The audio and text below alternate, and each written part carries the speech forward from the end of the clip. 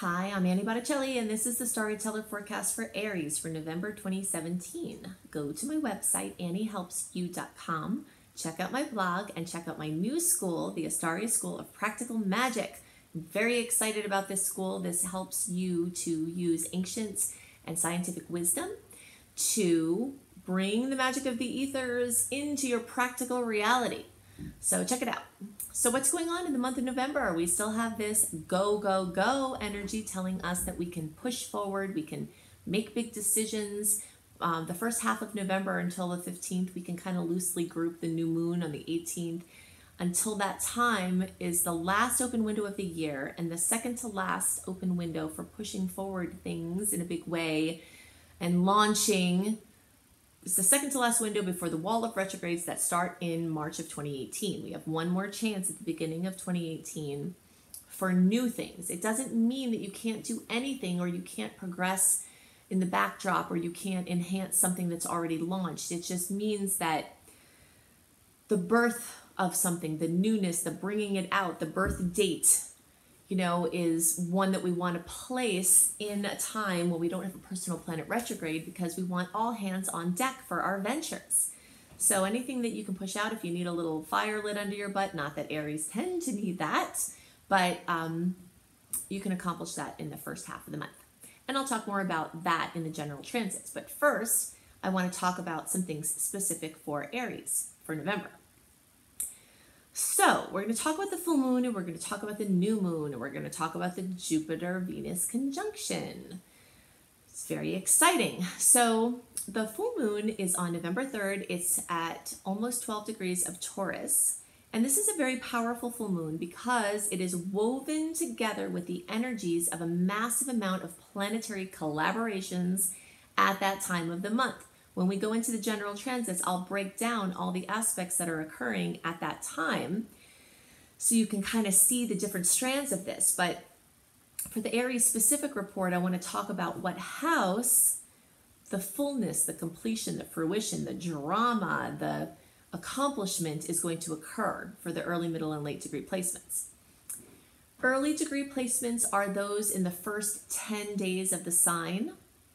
Same goes if you're watching for your rising sign, 0 to 9 degrees. Middle degree placements are the second 10 days of the sign for your birth, for your sun sign. And 10 to 19 degrees if you're watching for your rising sign. That's where I am. I have Aries rising. And the late degree placements are the last degrees and the last 10 days of the sign. So, early degree placements, very early degree especially, have the chance to experience this fullness, completion, fruition in the second house. That's your earned income. That's a money house. So personal financial drama or personal financial accomplishment is very likely with you early degree placements. It doesn't mean the rest of you can't have it manifest this way because the rest of you are experiencing this fullness, completion, fruition, wholeness, drama, accomplishment in the first house. And the first house is all about you. It's all eyes on you. It's attention. It's recognition. It could be that you have something go on. It could be a health crisis. There's something with your physical body, with your image, where everything, all the light is directed on you. And that could pertain to something with finances or work, but it's more of a wide grouping in the first house. The second house pretty much relates to money and values and luxury items and things like that. So if you have symptoms before the full moon, get them checked out because there could be something going on. And if there is something going on, there's a chance the full moon could elucidate it, So it also could be an accomplishment. Like let's say you're trying to lose weight or you're trying to gain weight or you're trying to reach some sort of fitness goals. This full moon could actually bring you there. If you're running a marathon or if you're training for something, this full moon in the first house, which most of you will experience, and even those early degree placements that have it in the second house, it's on the line there. So all of you have fair game to have this fullness in the first house. Now, if you're a more seasoned astrological student, you might ask yourself, if Aries rules the first house of the Aries chart, why the heck would the full moon in Taurus be in the first house? It's a good question. It's one that is not easily answered with without a visual reference, but I will try to describe this to you. When you make a chart to look at the horoscope, okay, or the energies of the time for someone, the degree that you put on that first house cusp changes what degree is on the second house cusp. So for every degree you advance, or every day into the birth sign, or every higher degree you have as your rising sign, it shifts everything back. So it pulls events that, like for the early degree placements, it pulls the event back into the first house. Okay, so from the second house, because Taurus rules the second house for Aries, but not everybody is going to have 12 or later degrees of Taurus on their second house cusp. So I know that's a little bit more advanced. The teacher in me can't help sometimes to bring these things out, but I just want to let you know, you can be certain that even though Taurus rules the second house, most of you are going to experience this full moon energy in your first house. Okay, so let's talk about the new moon. So the new moon brings new opportunities, new chapters, new growth. There are 2 resources I've created to help you max out new moon energy. I love wishing. I think manifestation is the most fun thing. I think that we are here to create. That's part of why we're on this planet. That the more we get in touch with our creative faculties, the more in sync with life we will be.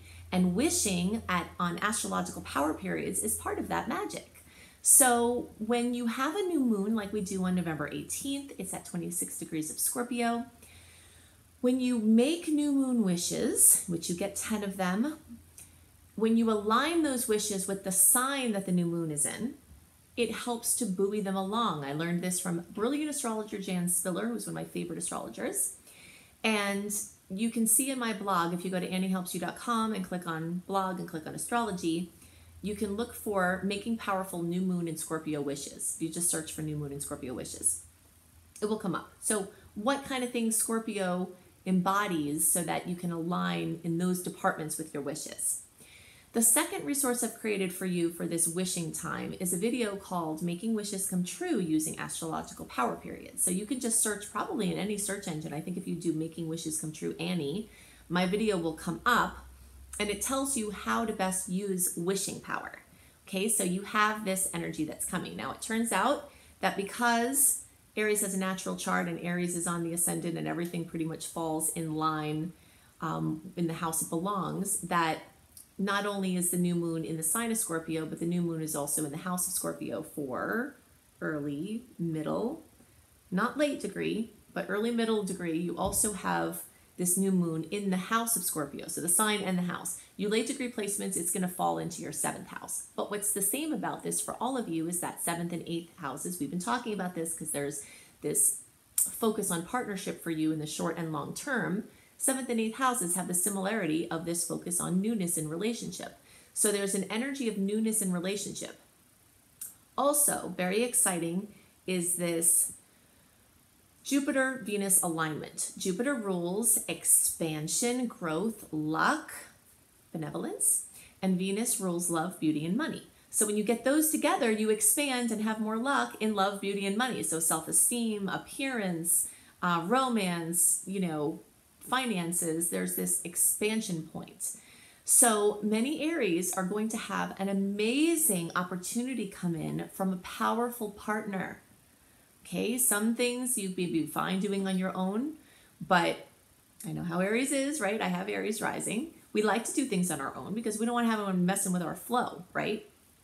But this is going to bring in excellent opportunities for merging in deeper ways with other people with wonderful synergistic effects. So anything that you lock in around the 13th is holding this energy. Now, do be mindful, and I'll go into this in the general transits. There is, I think it's a Mercury Neptune, something that brings in a little bit of not quite seeing things clearly at that time into the mix. But in general, this is an amazing time to merge with others. And you'll hear this as a long-term theme, this theme that I'm talking about with the merging and the relationships and all that. That's not going to go away. And this month is a very beautiful embodiment of that. There's a lot of Scorpio energy, but there's also a ton of Sag energy that's coming in. And Sag lights Aries energy up. So you might notice around the time when the planets move into Sagittarius that it sparks your fiery nature, you know? And so like the Scorpio energy kind of puts a little, like throws water on your fire, and it can be annoying, it can be emotional, you know? But once those Sag planets come, then it will make you very zesty. I know that I'm a Sag, but also from my Aries placement, whenever planets go into fire signs, I get more zesty than usual. So if you pay attention, you'll see that happening, and you'll start to pick up this increase in your energy towards the end of November and then into December. So these are the things that are most on my mind for Aries placements. Now I want to give you the play-by-play with what days, what aspects, what you can expect with them, how to best use them. So we're going to go into all of that now. So the theme of the month for all signs for November 2017 is Train Your Inner Hero. And this is on account of a bunch of aspects with Chiron. Chiron is an asteroid. It's named after a gentle centaur in Greek mythology. Many people who follow Chiron in their charts will know that he's known as the wounded healer. So when you're following him in your chart, this is a place where it's like your Achilles heel, you know, you're strongest everywhere else except there. That's your sore spots, your most vulnerable points. But there's another aspect of Chiron that's lesser known, and that is that he was a trainer of heroes. Many of the figures in Greek mythology, the heroes in Greek mythology that won these victories that we've heard about all this time, they were trained by Chiron. And so as we have aspects with Chiron, challenging and more soft, we have this wonderful opportunity not only to work on this tyrant-victim polarity that comes up so readily on the earth plane. That's another piece of Chiron, is to remember that when we feel like someone is being a tyrant to us, then we're automatically a victim, and vice versa. So the belief in any point of that polarity brings perpetuation of the dynamic back and forth and the role-playing back and forth.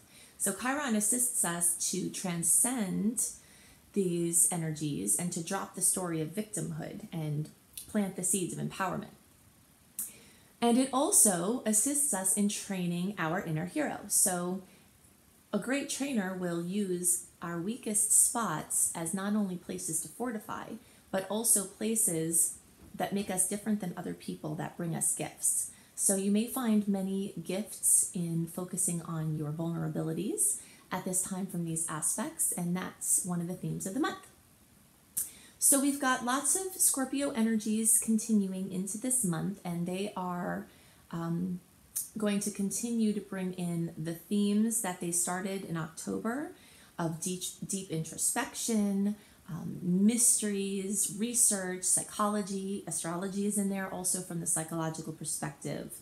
This is the house and sign, the 8th house, of other people's money. So inheritances, shared money, marital money, sweepstakes, winning, finding money, money coming from nowhere, debt, credit. All of these are themes that are going to be continuing to be brought up by the Scorpio energies this month. There are many powerful transformations awaiting with this energy because Pluto owns that space of the deepest transformation, birth, death, rebirth. The phoenix rising from the ashes is a way that I always like to describe that energy. So we've got that energy present, but at the same time, this lighter, very different Sag energy starts to work its way in. And when Sag energy becomes present, we have the desire for action and movements, adventure and prolific expression. You know, it's the sign of luck, and it's the energy of optimism, and also is a very strong intuitive, like following hunches to increase synchronicities and increasing the breadth of our experience. Scorpio energy talks about the depth of experience, and Sag energy talks about the breadth. So we've got both of those going on this month. So you might find a lot of chances to spiral in and go deep, as we also spin out and go really wide. Lots of people will find that they are excited about and ready to and having opportunities to travel or do things with different countries, different cultures, different languages. Sag energy is also very much related to publishing projects, writing, editing, teaching, learning, and learning programs of any kind our Sag's domain. So, and just fun, you know, Sag is a very easy, light-hearted, fun, loving sign. So you'll feel those energies start to roll in. In November, we are still in that window that started in September of this open time without personal planets being retrograde, but that's only through November 15th. November 15th, the Mercury retrograde shadow period begins. So Mercury doesn't go retrograde in November, but the shadow period starts on the 15th. So every day after the 15th, you start feeling that kind of the mishaps, the miscommunication, stuff with transportation, stuff with the devices coming up. And you can check out my video, Mercury retrograde do's and don'ts, on my channel, Annie Botticelli, Mercury retrograde. Also, you can just tune in to what's happening, you know, and this is one of the most important things that I'd like to teach about astrology, is that you can hear about what's going on in the energies, but the more you start to match these dates with feeling into them, that's the biggest thing, because you will notice it. I have heard countless people tell me when they start paying attention, oh gosh, Mercury must be retrograde again. Things start slowing down, communications start getting more complicated, things from the past start showing up.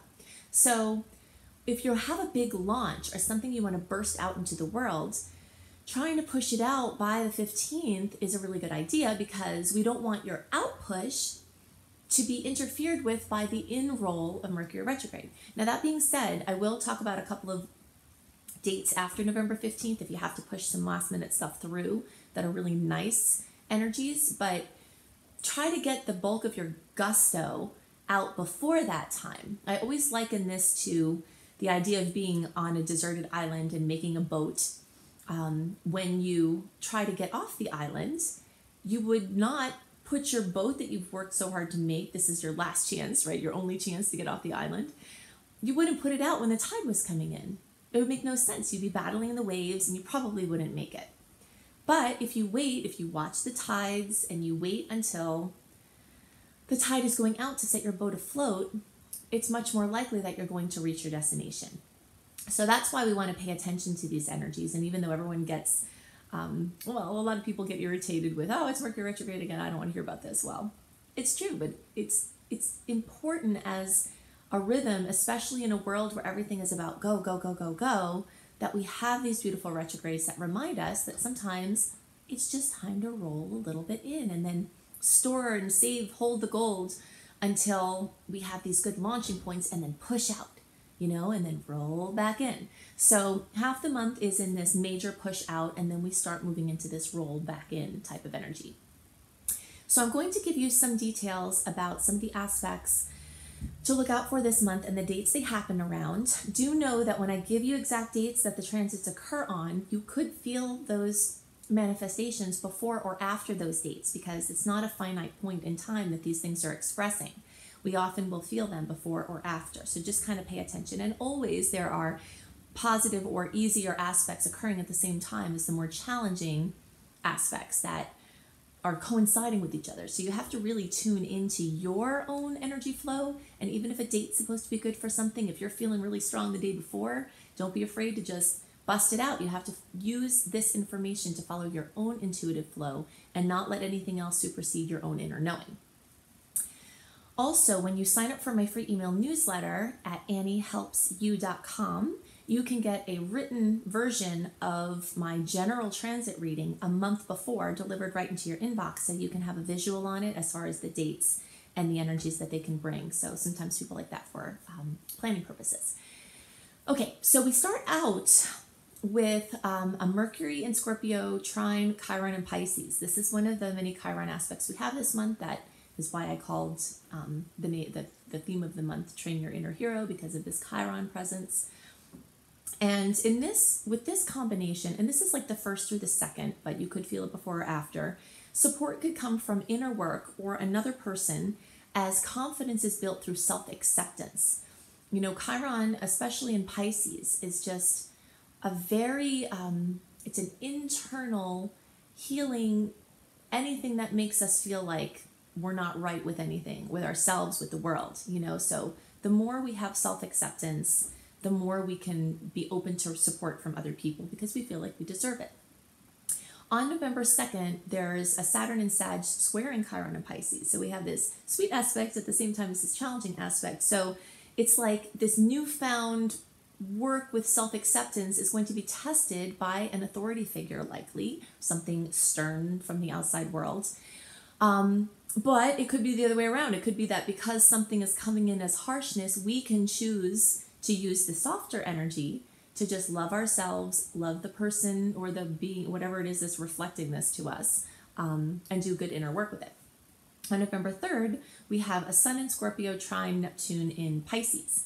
This first occurred on July 5th, and it brings a really great focus on creativity and artistic talents. So you might use that energy purposely for creative or artistic work, or you might just find it's naturally brought out of you, that you're kind of in that mood. So this is a really positive and peaceful combination, and it's really supportive to assisting self and others. So then on November 3rd, we also have this full moon at almost 12 degrees of Taurus. Full moons bring fullness, completion, fruition to the sign that it is occurring in. Sometimes it brings drama. Sometimes it brings elucidation, the bringing to light of something. So that will be in the areas of everything Taurian. So this is personal finances, your own earned income, luxury items, earth, eco-related projects. This has to do with your values and also has to do with self-esteem. So we've got a really busy time at the beginning of the month because coinciding with this full moon, we also have something else going on November 3rd, which is Venus in Libra sextiling Saturn in Sagittarius. A sextile is a very favorable aspect. It usually is one that requires you to take action in order to get the good possibility from it. So when Venus and Saturn come together, it's really great for taking steps forward with long-term projects. And since there's energy in Libra, it would favor partnerships or working with someone on something. And this is a really great launching point for trying to move forward with things, but it's kind of a mixed bag, because you have all this intensity around, and then the next day you have Venus opposing Uranus in Aries. And so this can bring jolts or overstimulation in the arenas of love or money or self-esteem, so definitely issues with self versus relationship are being brought up. So it's possible that as you have a chance to move forward in partnership, the fears could come up, of merging, and so you can use your intuition to see what you're supposed to do with that, but there's definitely a lot of energy around partnering and doing something for the long term. On November 9th, we've got the Sun in Scorpio making a great aspect to Pluto in Capricorn. Again, this is one that you would need to take action on to get its most positive attributes, and this has to do with bonding with other people in deep ways. So, in love, in money, in business, so you can kind of see this theme of partnership. And this is being brought over from the energies in Scorpio, some energy still in Libra. Libra and Scorpio are partnership energies. So just, it has to do with self, and it has to do with how we relate to others, which is a very common theme for this month.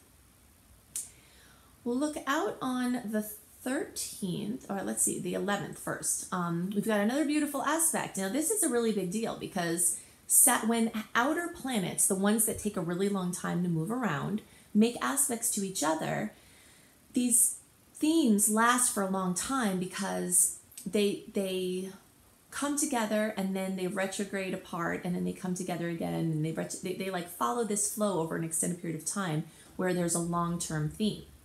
So this is the last of the 3 brilliant matchups of this Saturn and Uranus energy. And these are very different energies. Saturn is long-term, ground building, foundational, and Uranus is out of the blue, surprises, can be unstable, and Saturn is stable, so it's like this coming together of opposites in a way, in a beautiful configuration.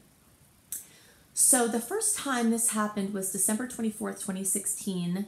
The second time it happened was May 19th of 2017, and then this is the third time. So it can really bring stability and expansion through the combination of innovation and technology, because Uranus rules innovation and technology. So this this transit lasts well beyond the date of November 11th. You'll feel it in the weeks before, weeks after. Sensitive people will have felt it as a long-term theme for almost a year.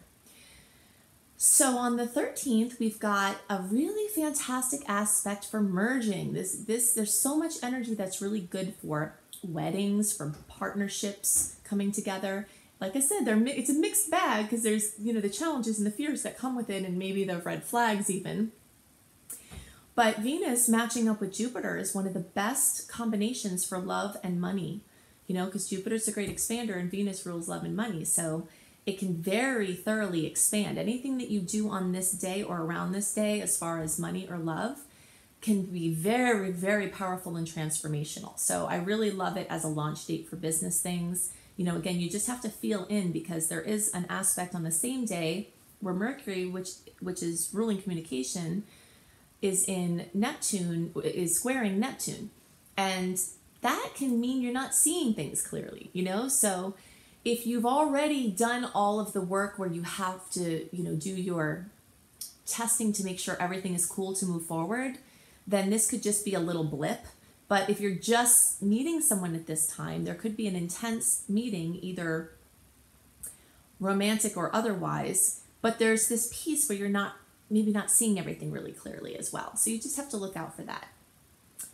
On the 16th, Venus in Scorpio is making a beautiful aspect to Neptune, and this is wonderful for emotions and intimacy. You can see our theme of this partnership and coming together continues. Now, if you are someone who is moving through this time and you're not merging with people in any way, that doesn't mean that the transformation can't abound prolifically, because Scorpio energy is very deep and can be very individual, even though it does represent the merging of energies as well.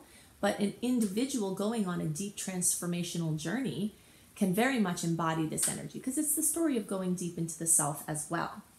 So you can do really deep inner work with this, solve mysteries, find answers to problems, find solutions.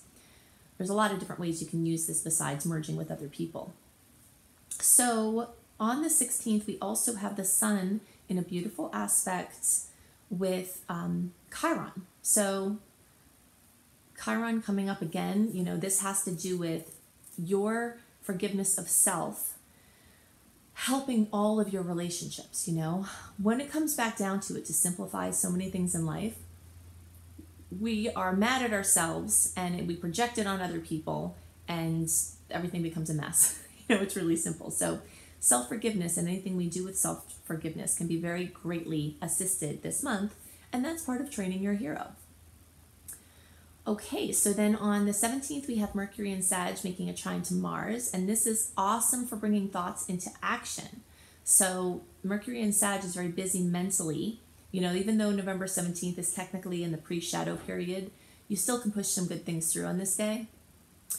Then we've got our new moon at 26 degrees of Scorpio on November 18th, and this is time to make your new moon wishes. New moon wishes are real, just like birthday wishes are real. You've got this new open window, especially when you align your wishes with the sign that the new moon is in. You can check out my website for a blog about this.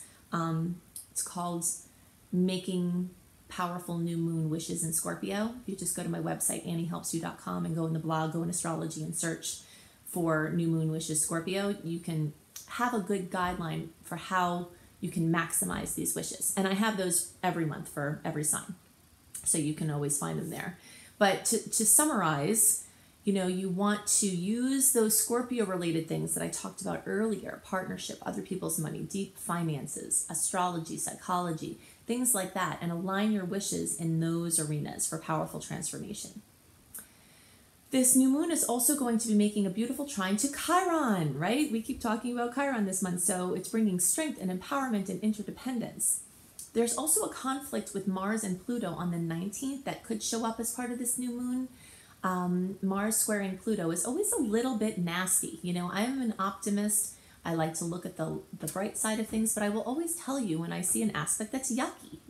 It's not that you can't do something good with it. I hope that you will. That's my mantra, is challenging aspects are here for us to push through resistance and clear out issues that are interfering with our highest expression. But it can be kind of nasty, you know, aggression, violence, you know, all of these things. If you are to try to avoid circumstances where things like that could occur, be very careful driving, you know, don't antagonize a crazy person.